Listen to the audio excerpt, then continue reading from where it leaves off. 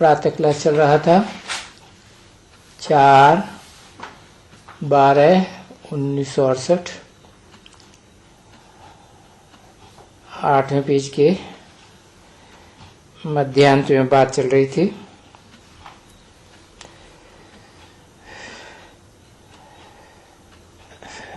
तमो प्रधान मनुष्य बन जाते हैं।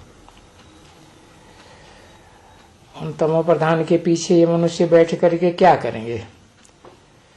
तमो प्रधान रह जाए तो बुद्धि भी है तमो प्रधान, तो फिर इनकी ऐसी बुद्धि होती है। बाबा को टोली याद आ गई।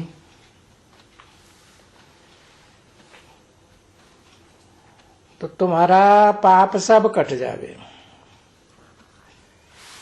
और कोई उपाय है नहीं। नहीं तो कोई बतावे उपाय। अच्छा, गंगा घाट पर जन्म जन्मांतर जाते रहे हो। अरे पानी तो सभी जगह होता है ना, यही बरसात का पानी है जो सभी जगह आते हैं। तो उस पानी में स्नान करने से कभी कोई मुक्ति को थोड़ा ही पाते हैं ना, कभी भी नहीं। पानी से कभी कोई मुक्ति होती है क्या? ये समझना तो बिल्कुल ही बेसमझी है। सो भी कोई एक थोड़े ही गंगा का पानी पीते हैं या नहाते हैं या करते हैं। नहीं, पानी माना ही पानी। पानी में मतलब स्नान करो और मुक्ति हो जाए। अब ये ऐसी कोई बात हो सकती है क्या कि पानी में स्नान करने से कोई की मुक्ति हो जाए? पानी पीते हैं, पानी गंगा में आता है, नदियों में आता है।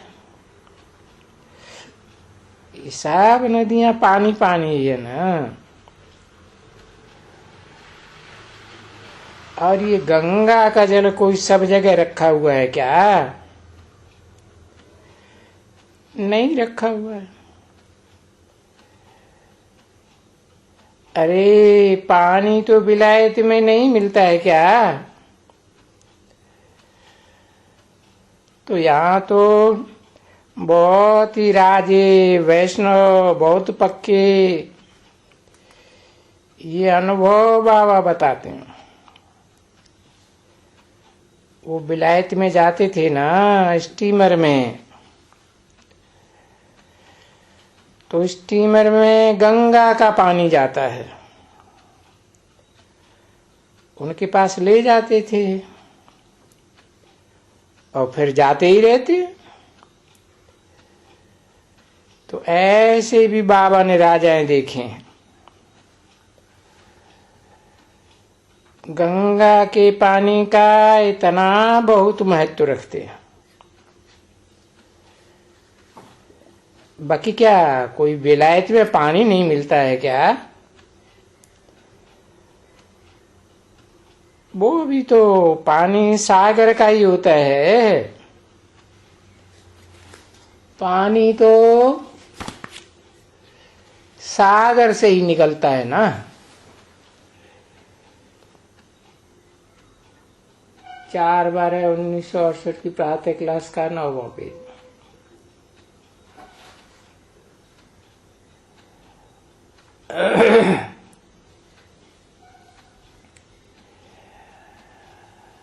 और स्वर्ग में तो देवताएं कहते हैं, अभी तो देवताएं नहीं है।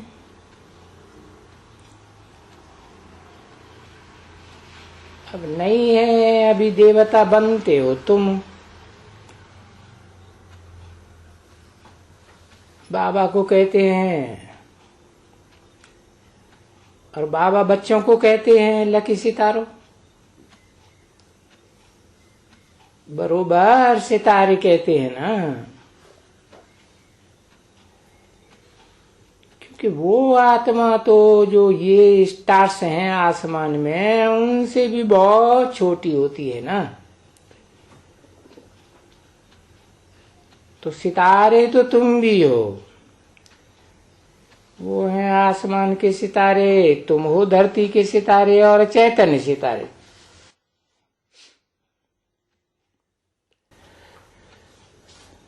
तो तुम पृथ्वी के सितारे हो, तुमको ऐसे कहा जाता है। उनको आसमान के सितारे कहा जाता है। कोई समय में तुमको देवता कहेंगे, उन आसमान के सितारों को देवता तो नहीं कहेंगे ना। उनको क्या, वो तो सितारे ही सितारे हैं। और तुम्हारा शास्त्रों में गाया हुआ है,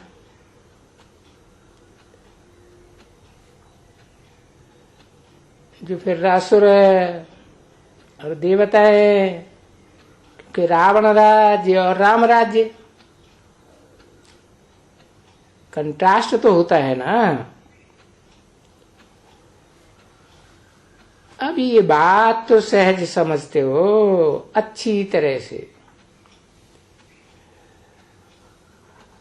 अभी इस गवर्नमेंट को थोड़ा ही कोई मालूम है कि ये रावण कौन है और क्यों इनको रावण कहा जाता है। उनको मालूम ही नहीं है कि अनेक सेनों का राज्य है।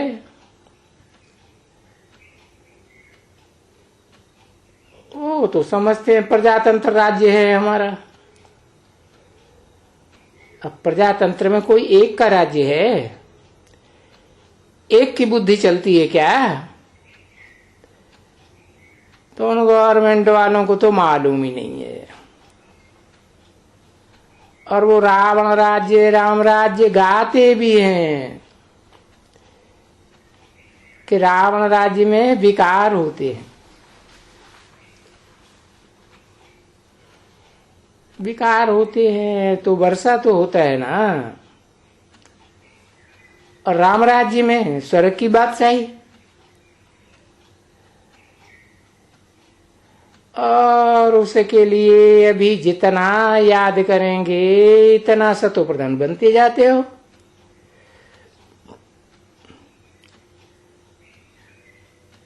तो याद भी करेंगे और दैवी गुण भी धारण करेंगे और औरों को भी समझाएंगे कि भाई याद करो, दैवी गुण धारण करो। तो ऑटोमेटिकली ड्रामा तुम्हारे से ये कार्य कराएगा, जरूर नंबरवार पुरुषार्थ अनुसार काम कराएगा। अच्छा, मीठे मीठे सिकिल दे बच्चे और बच्चियों प्रति। हाँ, बाबा तो सब कहेंगे रूहानी बच्चों प्रति, परंतु पहले रूह थोड़ी ही देखने में आती है, पहले तो शरीर देखने में आता है। क्योंकि शरीर तो बड़ा है ना, पीछे आत्मा बुद्धि में आती है। क्योंकि शरीर तो 5 जड़ तत्वों से बनता है, तो सारा शरीर जड़ एक तरह का यंत्र हो गया। जैसे यंत्र होता है उसमें करंट आता है, तो ये बुद्धि में बात आत्मा की पीछे आती है। पहले शरीर देखने में आता है। तो ये जो बाप ने ज्ञान दिया है, तभी तो बुद्धि में आत्मा आती है ना। नहीं तो मनुष्यों की बुद्धि में तो आत्मा आती ही नहीं है, देह ही देखने में आता। बाक आकर बताते हैं कि तुम आत्मा हो। जिनको देह देखने में आता है उनको कहा जाता है देह अभिमानी,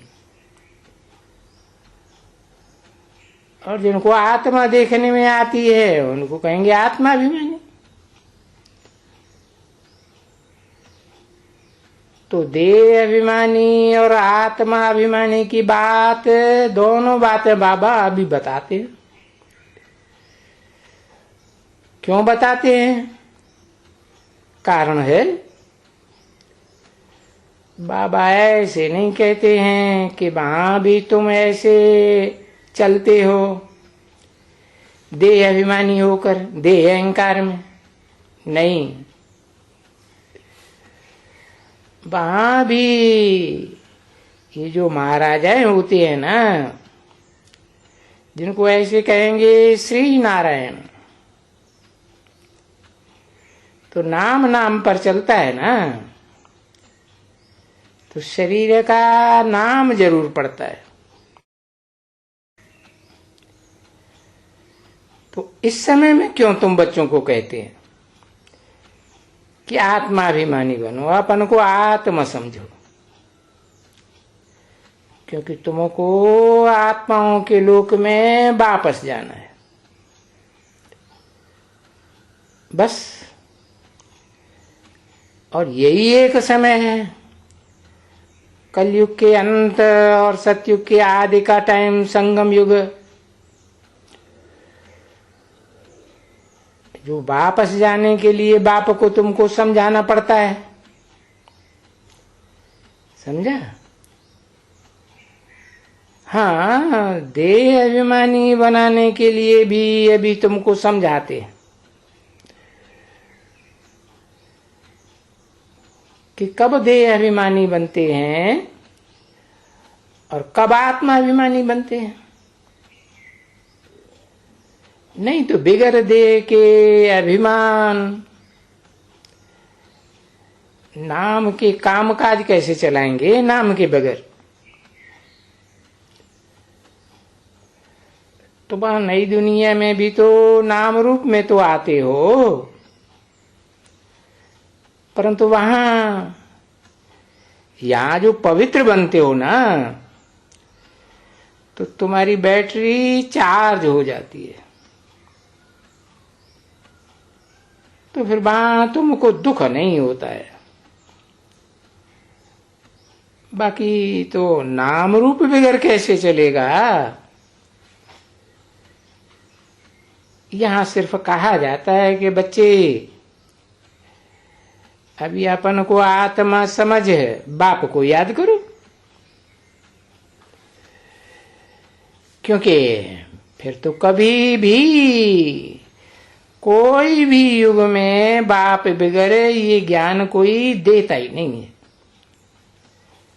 न देवताएं देते हैं, न ऋषि मुनि देते हैं, न कोई मनुष्य मात्र, न कोई धर्म पिता है,